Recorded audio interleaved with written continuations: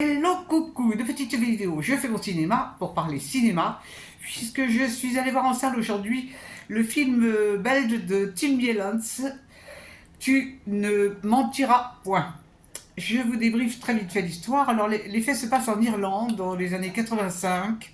Monsieur, un père de famille, il a 5 filles, travaille dans... En fait, il livre du charbon, du bois pour chauffer les gens. Et bon, il a une femme avec qui il s'entend très très bien. Et puis un jour, lors d'une livraison dans un couvent, il va assister à une scène qui va fortement le perturber et le troubler. En fait, cette scène, c'est une jeune fille qu'on fait rentrer de force dans l'établissement. Et donc, il ne va pas arrêter d'y penser, il n'en parle à personne. Il n'en parle à personne. Et au fur et à mesure, on a droit à des retours arrière. Et en fait, on se demande quel est le rapport entre son enfance et sa vie actuelle et les faits qu'il a découverts. Et ça, on va le savoir petit à petit. Donc, il est vraiment très perturbé. Il va retourner au couvent pour une autre livraison. Et là, il va découvrir que la jeune fille est enfermée dans la salle où on entasse le charbon. Et ça le perturbe beaucoup, beaucoup, beaucoup. Il va la ramener dans le couvent, où là, il a une explication avec la principale, qui, en fait, va acheter son silence.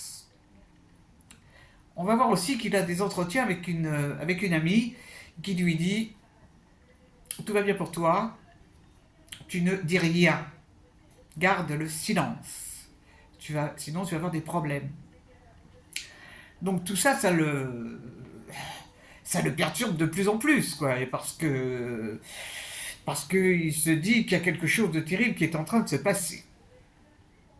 Et il va prendre une décision finale. Je ne vous raconte pas la fin. Qu'est-ce que j'ai pensé de ce film? Alors, ce film est inspiré d'un bouquin qui a raconté, en fait, ce qui s'est passé en Irlande et en Angleterre dans certains établissements religieux pendant des années et des années, où les jeunes filles étaient mises là, soi-disant, pour les remettre dans le droit chemin. C'était souvent des jeunes filles qui se trouvaient enceintes, mais pas tout le temps. Et donc, elles subissaient des sévices terribles. Et dans le film, rien n'est montré. Il n'y a aucune scène de violence à aucun moment. Et ça, j'ai beaucoup apprécié. Parce qu'en fait, là aussi dans le film, c'est dans le silence. Il y a très très peu de dialogue, hein, mais il y a une atmosphère lourde. Ouf, ouf, ouf, ouf, c'est quelque chose. Alors c'est beaucoup, ce que j'ai bien aimé, c'est d'abord l'acteur principal, il est extraordinaire cet acteur. Je ne le connaissais pas du tout. Il s'appelle Cillian Murphy, il paraît qu'il est très connu, moi je ne le connaissais pas. Il y a Emily Watson qui a un petit rôle aussi. Mais en fait, je trouve que la réalisation est intelligente parce que justement, il aurait pu montrer des images de torture. Pas du tout. Il a respecté en fait l'idée première, c'est-à-dire on dit rien. Vraiment, chapeau là au réalisateur. Enfin, moi, j'ai beaucoup apprécié.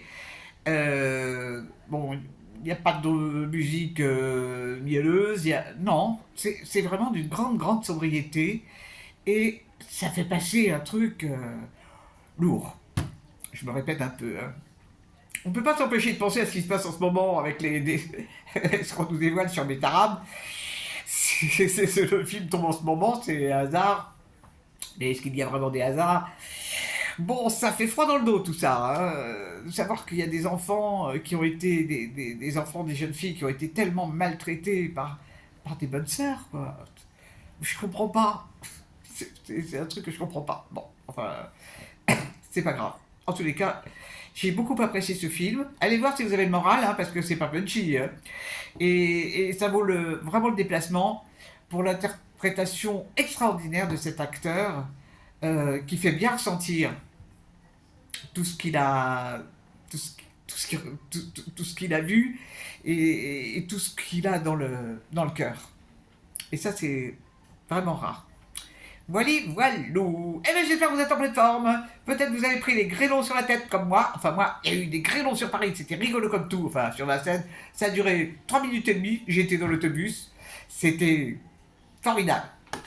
Je vous dis salut, salut, à la prochaine pour parler cinéma ou météo.